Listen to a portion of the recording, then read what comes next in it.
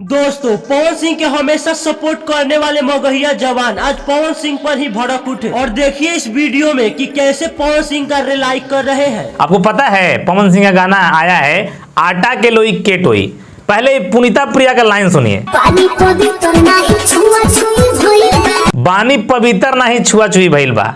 अब कौची नहीं छुआ छुई हुआ है इसका जो लड़कियां कह रही है पुनीता प्रिया की आवाज में है डुएट। एक तरफ पवन सिंह एक तरफ पुनीता प्रिया तो कहती है कि बानी पवित्र नहीं छुआ छुई भइल बा। अब कौची पवित्र है और कौची छुआ छुई ना भइल है ये आगे देखते रहिए समझ जाइएगा।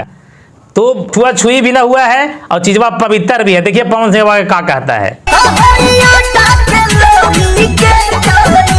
एकदम देखिए हुलिया से जोकर टाइप का दिख रहा है। तो तोहर आटा के लोई के टोई। आई महाराज कौन लोई के बात कर रहे हैं और कौन आटा के बात कर रहे हैं और कौची टोए के बात कर रहे हैं जी।